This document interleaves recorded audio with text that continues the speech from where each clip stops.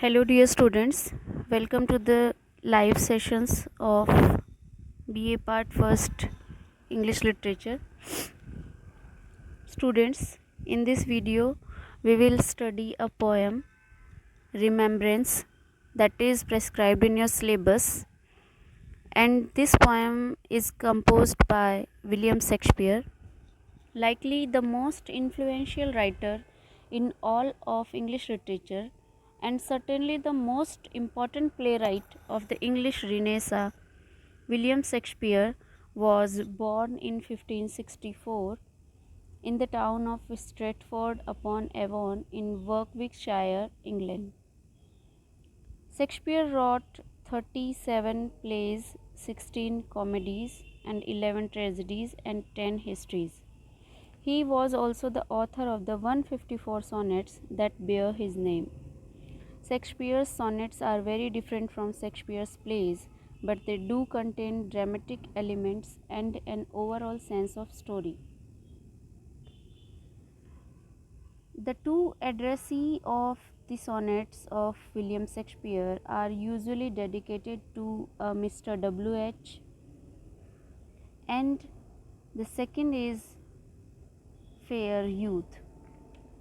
This sonnet that is prescribed in your syllabus, the name is Remembrance.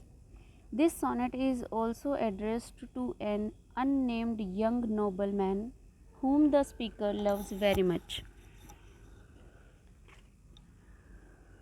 This is also called sonnet 30, and on the screen you can see the text of this sonnet. As you all know that Shakespearean sonnet has a pattern of 3 quatrains of 4 lines each and a rhyming couplet. The rhyme scheme of Shakespearean sonnets are AB AB, CD CD, EF EF, and GG. Sonnet 30 means this poem, Remembrance, was written by the English poet and playwright William Shakespeare. This poem was first published in 1609 as part of a sequence of 154 sonnets. Sonnet 30 was most likely written in the early 1590s. At this time, Shakespeare was a young playwright, recently arrived in London. Despite its author's youth and inexperience, the poem broods on, means the poem thinks about life's disappointments. For the speaker of the poem, even thinking about such sorrows brings them back with all their original pain and power. Only one thing offers solace, means comfort, in the face of such pain, the love the speaker feels for a dear friend.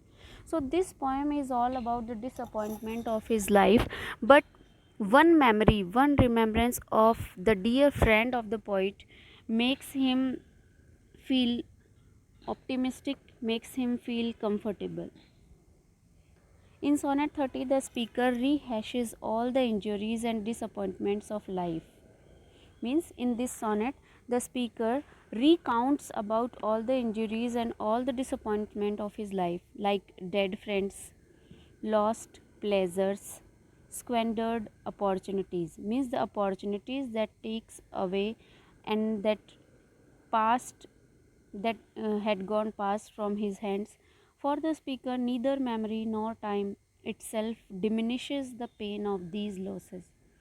Just to think about them brings them back in their full power and difficulty.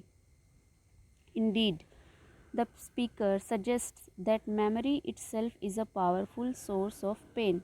So, the keynote of this poem is memory, because memory is itself a powerful source of pain. The speaker of Sonnet 30 means the poet has a lot of regrets and disappointments in his life, and as soon as the speaker start to reminisce, means to rethink about things past, these regrets and these disappointments come flocking in, overwhelming the speaker.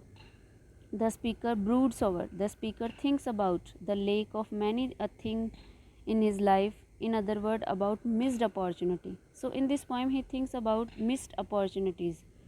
The speaker also weeps over old friends long dead.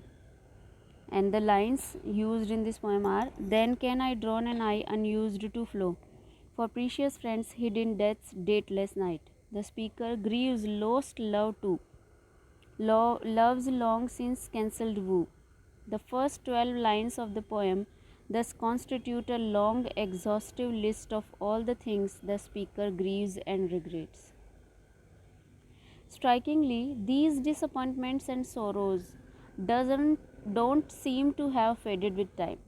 Means although the poet is thinking about the life's missed opportunity and about the regrets and disappointments, but these don't seem to have faded with time.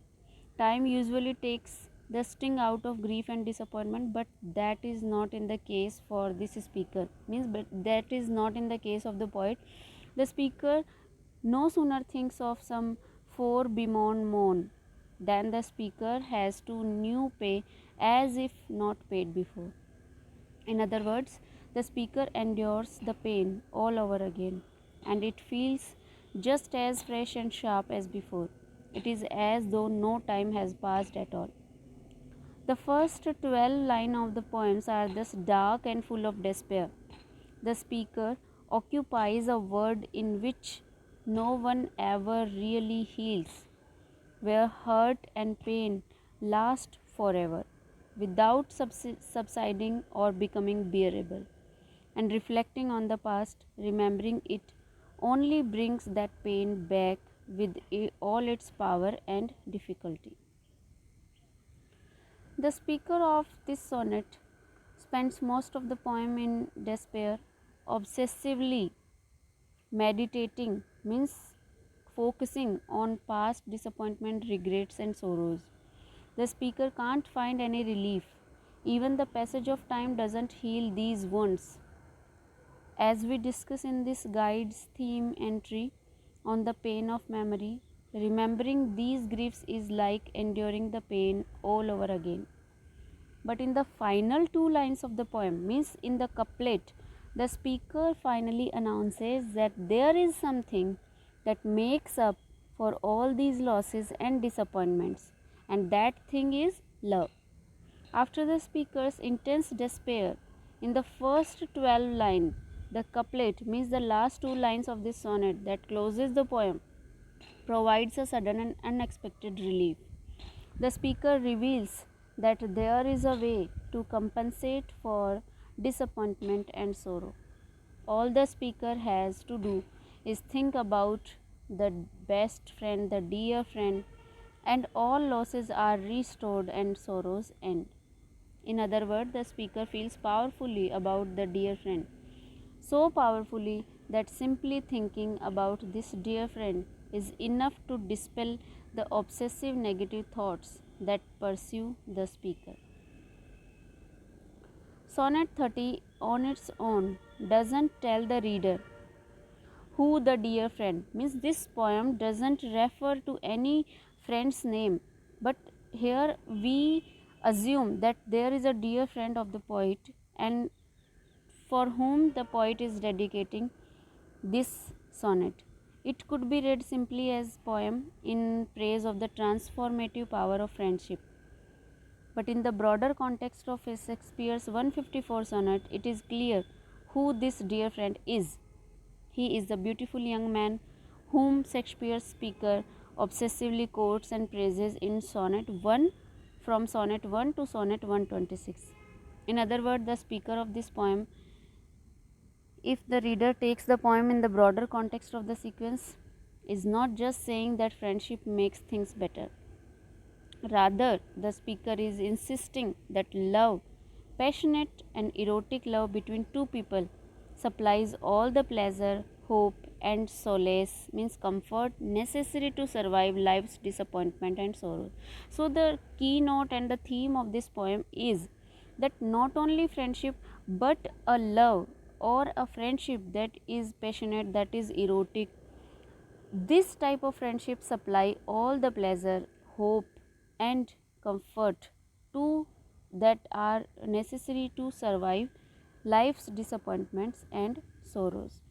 So this is all about the theme, the summary, and the analysis of this poem. In the next video, we are going to explain the poem's text one line by line. So that's all for today, students. Thank you all.